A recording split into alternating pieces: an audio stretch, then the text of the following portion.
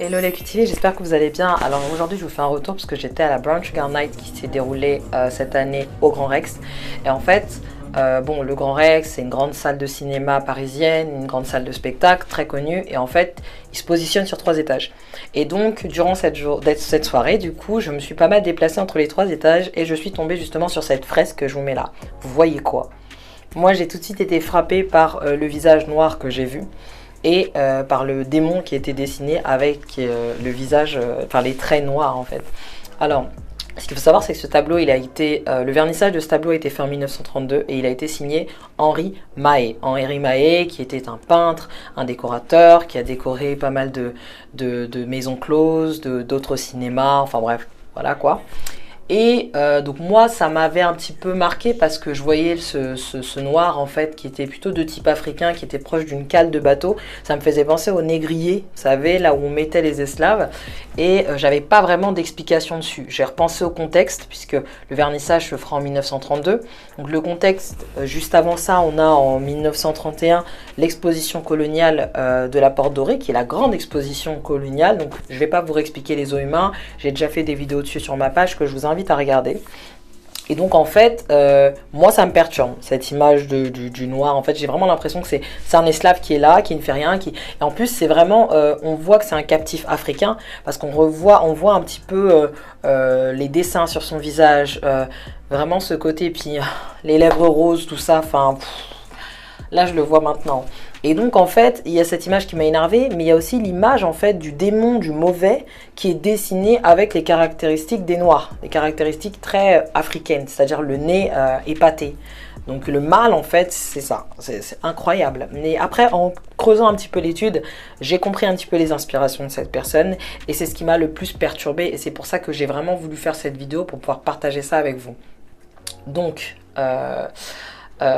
officiellement c'est une scène de combat, hein. En fait c'est une scène de studio qui est en train de filmer une scène de combat, ou plus précisément l'abordage d'un navire par des flibustiers.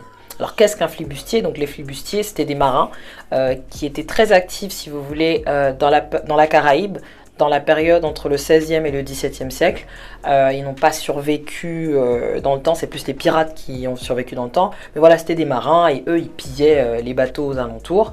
Et en fait, le sort qu'on leur donnait si on les attrapait, c'était la peine de mort. C'est pour ça, et c'était la peine de mort par pendaison. C'est pour ça que sur la fresque, on voit qu'il y en a un justement qui est pendu. Donc, petite minute historique. Donc on avait les flibustiers, les corsaires, les pirates, enfin plein d'autres noms qui ne nous importent pas.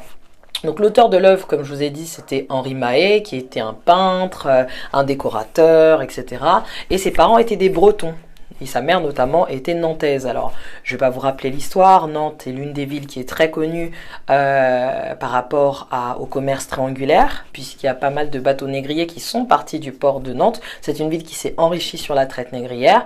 Donc, on voit déjà un petit peu ce désir en fait de montrer son histoire, tout simplement, son histoire familiale très certainement, puisque la Bretagne a très fortement participé au commerce triangulaire. Donc l'abordage de ce bateau, le rappel de l'esclavage, le rappel des flibustiers qui n'est pas finalement pas choisi au hasard, puisque c'était des marins qui sévissaient dans la Caraïbe. Et bien finalement on se rend compte qu'il y a le passif aussi négrier dans la vie de cette personne-là.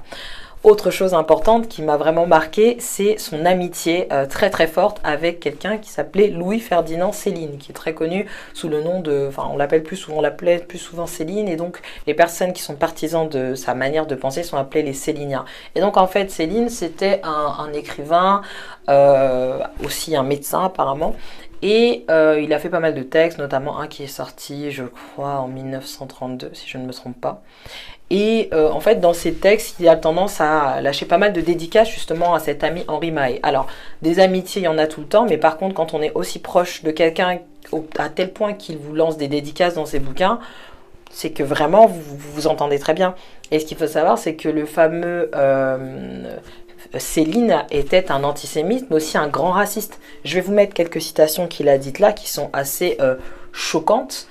Notamment quand il parle de infect métissage négriffé, ou encore que les femmes, la femme surtout la française, raffole des crépus, des abyssins, ils vous ont des bites surprenantes, pardonnez le terme, mais c'est ce qui est dit. Donc voilà un petit peu l'inspiration de celui qui a fait la fresque du Grand Rex. Alors je vous laisse vous faire vos avis dessus. Moi ça m'a totalement choqué. Et le truc c'est que c'était une soirée, enfin la Brown Sugar Night, c'est une soirée où voilà, c'est une soirée où on met à l'honneur la culture afro-descendante. Et là en fait on avait plein d'afros qui passaient et on avait grave du black porno trom en fait. Et gratuitement en fait. Ça on en reparlera dans une autre vidéo prochainement, je vous expliquerai ce que c'est. Et en fait on s'est pas rendu compte du truc parce que c'est tellement traumatique que... voilà.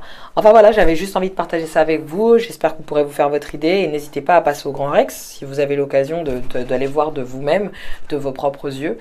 Et puis bah voilà, on se retrouve pour un prochain numéro. Abonnez-vous, likez, partagez, vous connaissez déjà la chanson. Salut!